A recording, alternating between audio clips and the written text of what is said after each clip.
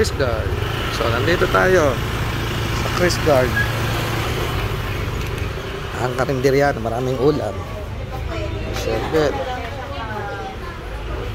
Buko sherbet. Sige mo, tumawag siya uli. Naman eh.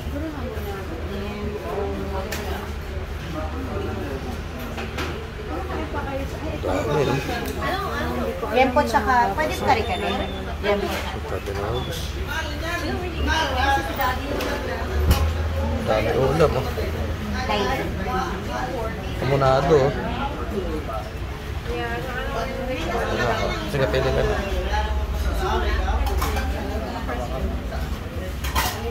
So yun na nga mga kanyarap, nandito tayo sa Chris Guard Eatery sa Bartville, Santolan, Pasig. Ayan, para ka lang nasa bahay.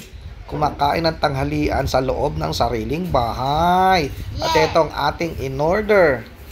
Ang ginisang ampalaya, Bicol Express, at kalderetang baka na maanghang at malinamnam. Sherbet.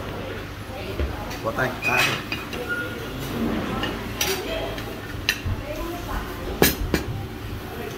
Bicol Express.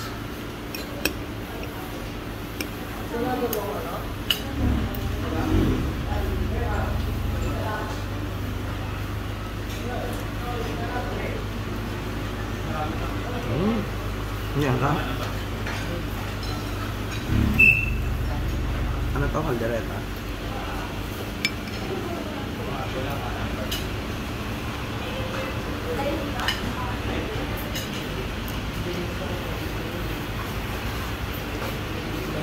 Linamnam.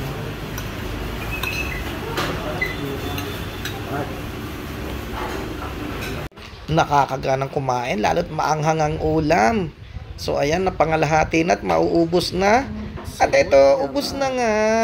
Dahil nyarap. Nyarap. So ayun, take out pa tayo.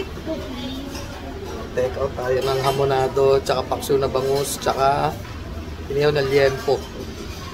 Ayun o, dami ulam. Take out. Pag-prepare tayo. Ano tama? Sherbet, sherbet? Sherbet. Sherbet. O, ayan o. Sherbet. Pag social, sherbet. 75 pesos.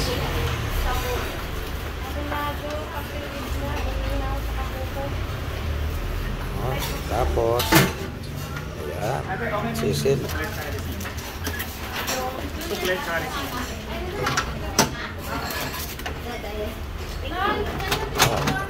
So ayun na nga, kumain na tayo sa Chris Guard. At tayo ay ito nga pala located sa Bartville sa Pasig.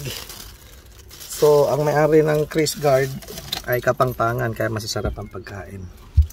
Okay, yun lang mga kanyarap. Salamat sa panonood. Yarap! So nag-take out pa tayo ng sherbet sa Tagalog, sa mga social sherbet. So buko sherbet or buko sherbet, 75 pesos from Chris Guard.